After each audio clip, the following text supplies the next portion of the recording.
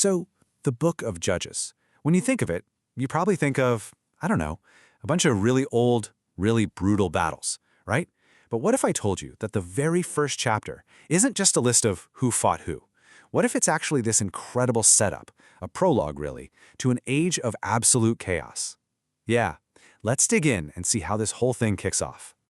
Okay, so picture this. The story kicks off in what is basically a national crisis. Their legendary leader, Joshua, he's just died.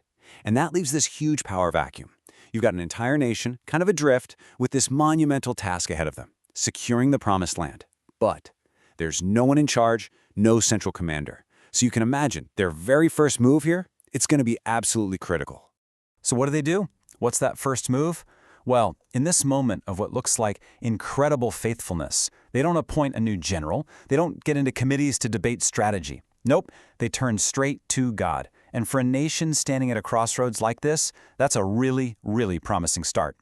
And their question is super simple, very direct.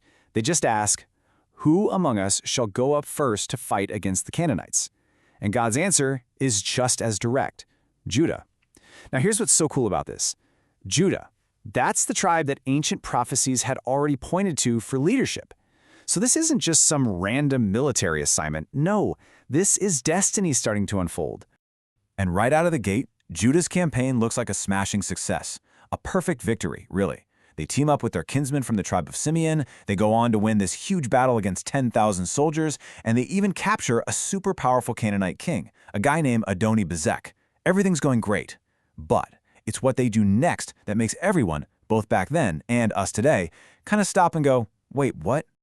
So they captured this king, Adoni-Bezek, and then they cut off his thumbs and his big toes. I know, right? To us, that sounds unbelievably cruel and maybe even just random and bizarre. But you have to understand, in the world of ancient warfare, this was anything but random. It was a cold, calculated, and frankly, brilliant strategic move. The logic behind it was, well, brutally simple. Think about it. You cut off a warrior's thumbs, he can't grip a sword anymore. You cut off his big toes, he loses his balance, he can't run. So you see, this wasn't just about punishment. It was about permanent military neutralization. They were making sure this powerful leader would never stand at the head of an army again.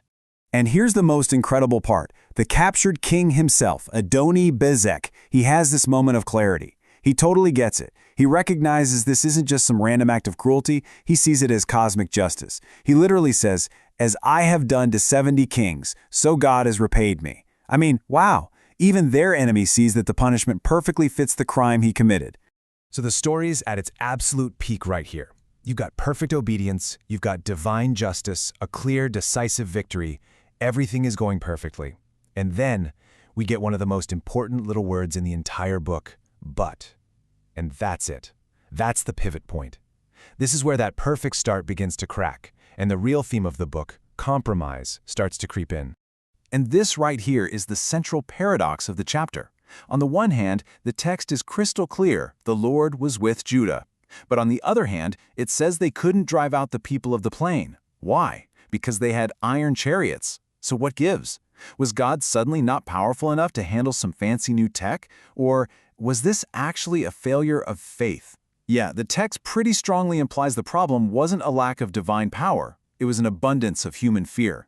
And you know, this one failure by Judah, the lead tribe, it wasn't just some isolated incident. Oh no, it was the first domino to fall. This single act of compromise set a terrible precedent, and it sparked a nationwide epidemic of failure. It's almost like we're about to get a national report card, and the grades weren't good. And you can see the decline so clearly when you lay it all out. It starts with the tribe of Manasseh. They make this sort of economic compromise, right? They decide to use the enemy for forced labor instead of driving them out. Then you get Ephraim, who just kind of lets the Canaanites live among them. But then look at Asher. The language flips completely. Now they are living among the Canaanites as a minority. And then you have the total failure. The tribe of Dan gets completely defeated and pushed back into the hills by the very people they were supposed to conquer. So that downward spiral, it's a textbook case of how compromise works. It starts with exploitation. Hey, we won't drive them out, we'll just use them. That seems pragmatic, right? Well, that leads to cohabitation. We'll just let them live here with us. That seems tolerant. But then that slides into assimilation. Actually, we're living among them now. And at that point, your identity starts to get blurry. And where does it all end? Inevitably, it ends in defeat. Every single step of compromise just made them weaker and weaker, both militarily and spiritually. And this is why this first chapter is so much more than just a dusty military report. It is the setup, the prologue, for all the chaos that's about to be unleashed. This nationwide failure to obey, this epidemic of compromise, it's the direct cause of that infamous cycle of sin and suffering and violence that the book of Judges is so well known for. And this is that cycle we're talking about. See, by choosing not to drive out the Canaanites, the Israelites basically left the source of their future temptation living right on their doorstep. They literally left the seeds of their own downfall planted in the soil. All of it, the worshiping of other gods, the oppression from their enemies, you can trace it all back to the compromises they made right here in the very first chapter. You know, when you boil it all down, it comes to this. The story starts with this fateful question, who will go first?